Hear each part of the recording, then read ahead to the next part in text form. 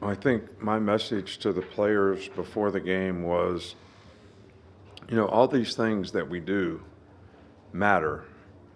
You're being judged to a standard as an individual player. We're being judged to a standard as a team.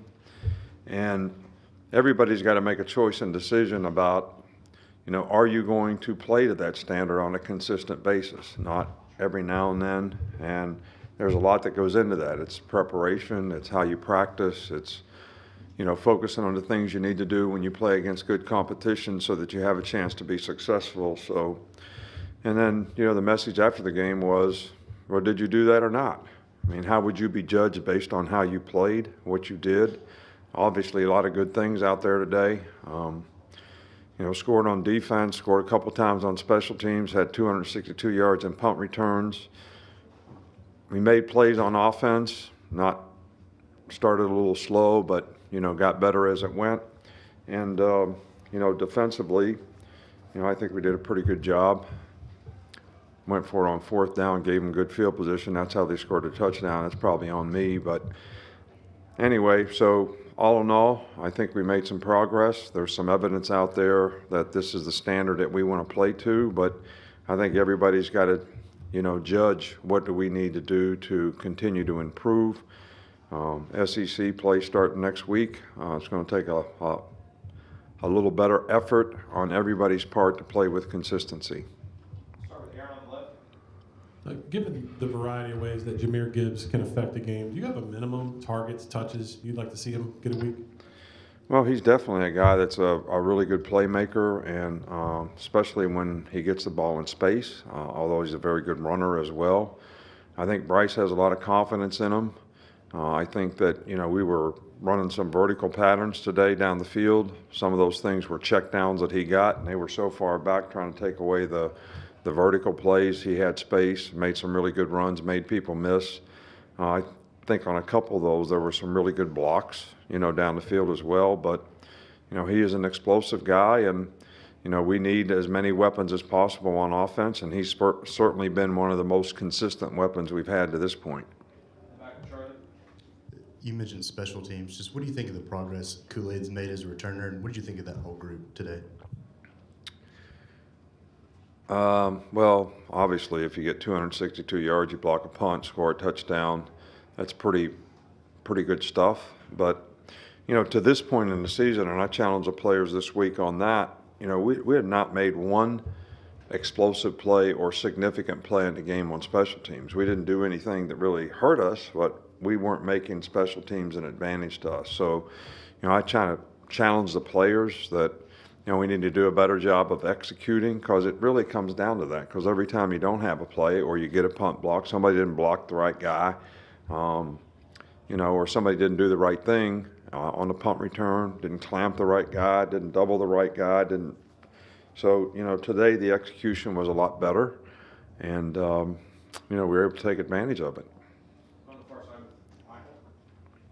Overall in the passing game, how would you evaluate the downfield passing game with Bryce in the first team? Well, I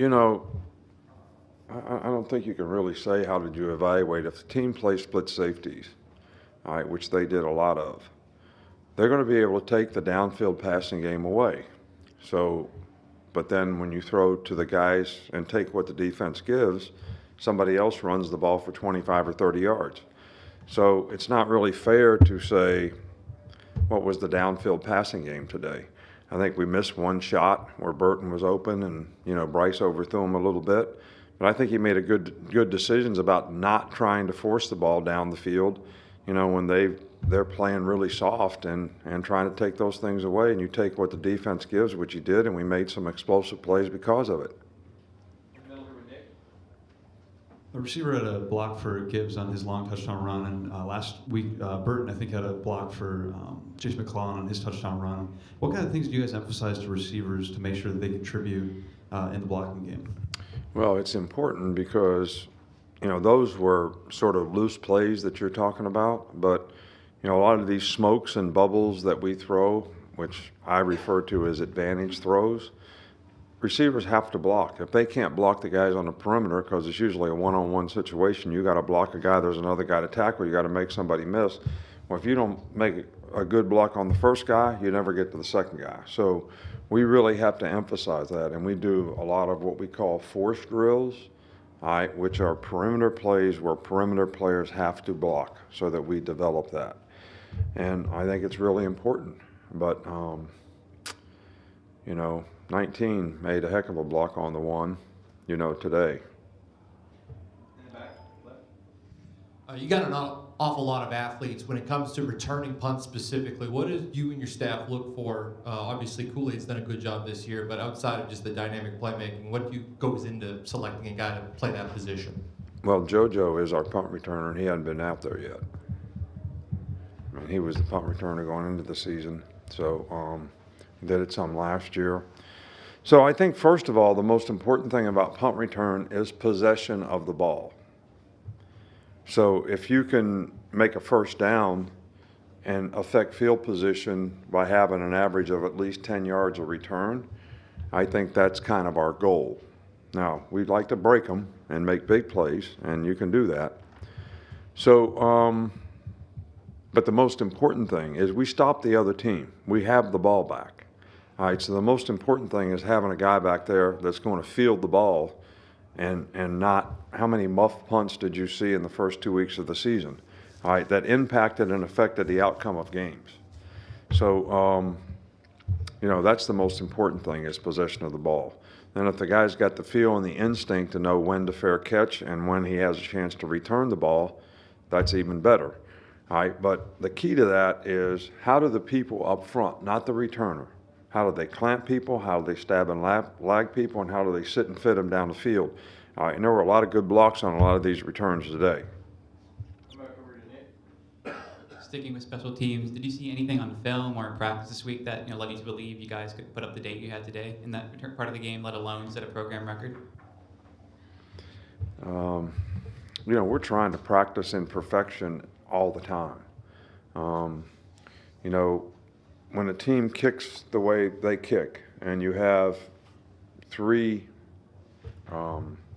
shields, three big guys in the shield, you have less cover guys. So if you do a good job on their gunners, because they only really have the center and two guys on both sides that can cover, that lends itself to having an opportunity to return. So, look, I always have an expectation that what we do in practice is we can take it to the game and execute it. It's going to work. I never have a feeling that, hey, this is going to work, and that isn't just because of what happened in practice. But I do feel like when you play three-man shield teams, if you can get good clamps on people, you got a chance to return the ball. That's the most important thing. When the returner catches the ball, how far are them people from them, and do you have somebody stabbing them? Two more, Tony and Steve. Hey, right here. I know you can't really evaluate offensive line right after until you see the game film, but what led to the decision to play Tyler Booker at left guard, give him those early reps? What have you seen from him throughout the week that gave you the confidence to do that? Well, I've got lots of confidence in him. He's a young player who has played extremely well. Started out at tackle. We moved him to guard. And I view him as a guy that's competing for a starting position with the other two guys. So he's physical. We need to be more physical on the offensive line. So we're going to play him. We'll finish up with Steve. Just having Cam Latu back and the development of other guys like Amari and Black, what's the challenge of having those tight ends be more involved? It's not really a challenge. I think that, you've heard me talk before that tight ends and running backs are great mismatch players, and when you got guys that can make plays at those positions, and we have a lot of confidence in Cam. We've got a lot of confidence in 3 or 4 or 5 of the running backs that we have, that they can all make plays in the passing game as well as running it.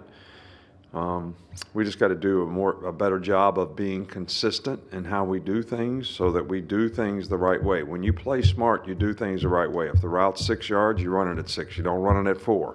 Quarterback's not ready to throw you the ball. If you're supposed to run it at 12, you got to run it at 12.